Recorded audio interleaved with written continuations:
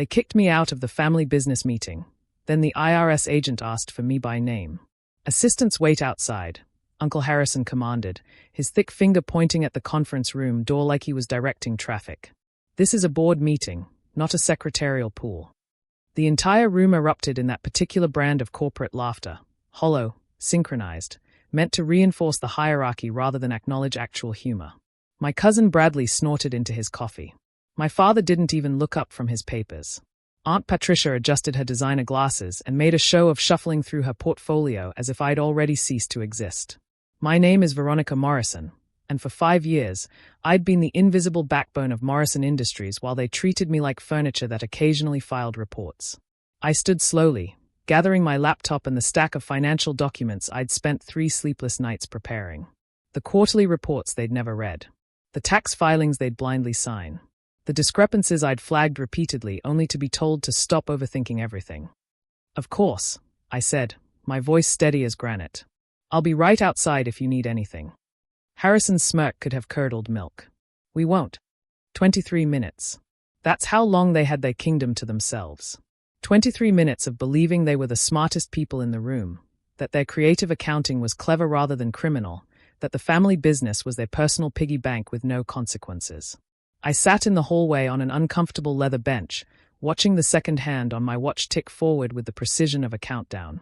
At minute 18, I saw him through the glass doors, a man in a crisp navy suit, badge visible, briefcase in hand. IRS Criminal Investigation Division. Right on time. He pushed through the main doors and walked directly to me, extending his hand. "Agent Morrison, I assume? Thank you for your cooperation in this matter." The receptionist, Diane, nearly dropped her phone. "Agent, but she's just—" "I'll need to speak with the board immediately," he continued, loud enough for his voice to carry. "The warrant covers all financial records from the past 7 years, as you detailed in your report." I stood, smoothing my skirt, the same secretary outfit they'd mopped at last year's Christmas party. "They are in the main conference room. I should warn you, they are not expecting this." "They never are," he replied, then paused. "Your documentation was exemplary, by the way." The forensic accounting team was impressed. It's rare to see fraud laid out so meticulously. Through the glass doors of the conference room, I could see the moment the universe shifted. Harrison was mid-gesture, probably explaining some new scheme to inflate profits, when the IRS agent knocked and entered without waiting for permission. The color drained from faces like someone had pulled a plug. I followed him in, standing just inside the doorway as he announced himself. "IRS Criminal Investigation Division. I need to speak with Agent Morrison about the fraud investigation." Bradley's coffee mug hit the table with a crack. Patricia's portfolio scattered across the floor. My father finally looked up, his eyes finding mine with a mixture of confusion and dawning horror. "There must be some mistake," Harrison blustered, standing so fast his chair rolled backward. "Morrison Industries is completely above board. And we don't have any agents here. Just family and," he gestured dismissively at me, "support staff." The IRS agent turned to look at me, one eyebrow raised in a question. I stepped forward, pulling my badge from my jacket pocket, the jacket I'd kept hanging on my chair back, the one they'd never bothered to look at closely. "Special Agent Veronica Morrison," I said, letting my real voice emerge for the first time in 5 years.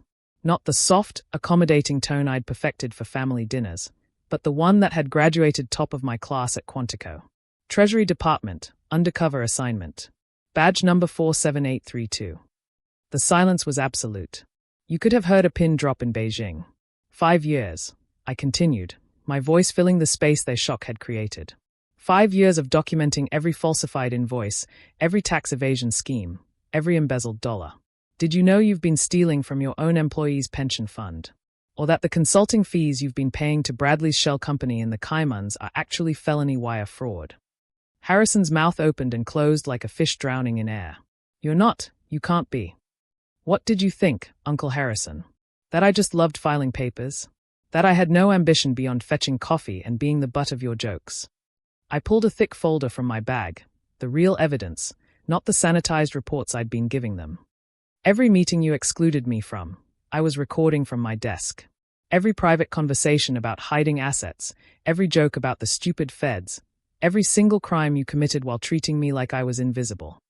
My father found his voice first, though it came out as barely a whisper. Veronica, your family. How could you? The question hung in the air like a noose. How could I? The irony was sharp enough to cut glass. Family. I repeated, tasting the word like something rotten. Was it family when you paid Bradley's gambling debts with company funds but told me there was no money for me to go to college?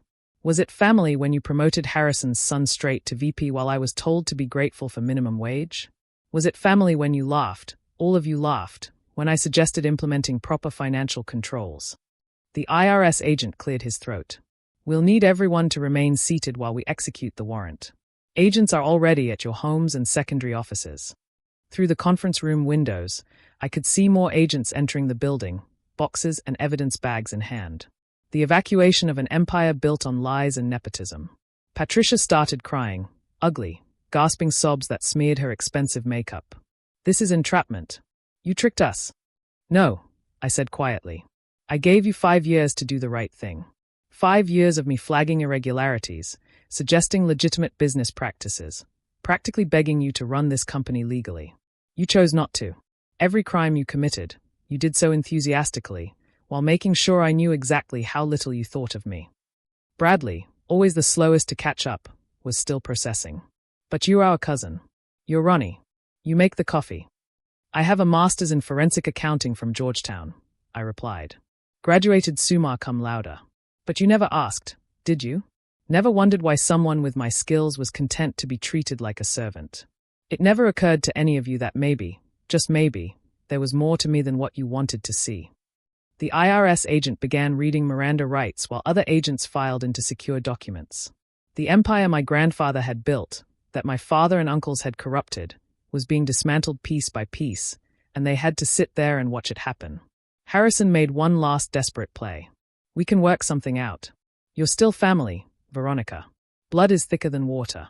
We can make you a full partner, give you everything you wanted. Everything I wanted.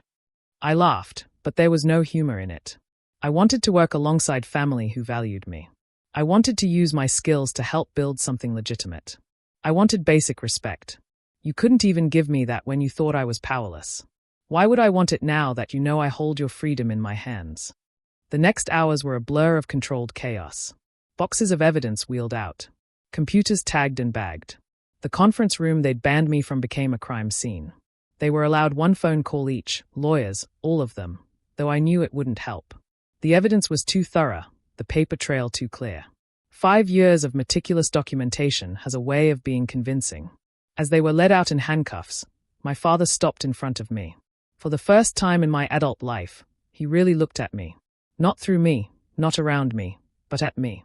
You destroyed us, he said quietly. No, I replied, meeting his gaze without flinching. You destroyed yourselves. I just made sure there were consequences. The building was quiet after they left. Diane, the receptionist, sat at her desk, stunned into silence. A few employees trickled out of their offices, confused and frightened about their futures. I called an all-hands meeting in the same conference room where I'd been humiliated just hours before. This time, I stood at the head of the table. Morrison Industries is under federal investigation, I announced. However, I want to be clear, only board members are under criminal investigation. Your jobs are safe, and more importantly, your pensions are now protected. The funds that were being embezzled will be recovered. An older accountant named Marcus raised his hand. Agent Morrison, what happens to the company now? The company will be placed under federal oversight and likely sold to a legitimate buyer, I explained. But I've recommended to the Treasury Department that all current employees be retained with full benefits. You didn't create this mess, and you shouldn't suffer for it. The relief in the room was palpable. These people, the ones my family had been stealing from, lying to, treating as expendable, they deserved better. As I packed up my desk that evening, Diane approached tentatively. I always wondered, she said softly. You were too smart to be just an assistant. The way you'd catch errors in the reports, how you understood the complex financial structures. I thought maybe you were just overqualified and underconfident. I was exactly where I needed to be, I told her. Sometimes the best place to see everything is from where no one thinks to look. 6 months later, I sat in a federal courthouse as the sentences were read. Harrison got 12 years. Bradley, 8. Patricia, 6. My father, as CEO, got 15. The company was sold to a legitimate firm that retained all employees with better benefits than they'd ever had under my family's management. I never spoke to any of them again. They sent letters from prison, some angry, some pleading, some trying to manipulate me with memories of Christmas mornings and family vacations. I returned them all unopened. The Treasury Department commended me for the most successful undercover operation in their white-collar crime division's history. The recovered funds totaled over $50 million. But standing in my new office at Treasury headquarters, looking at the commendation on my wall, what I felt wasn't triumph. It was freedom. Freedom from the weight of their dismissal. Freedom from pretending to be less than I was.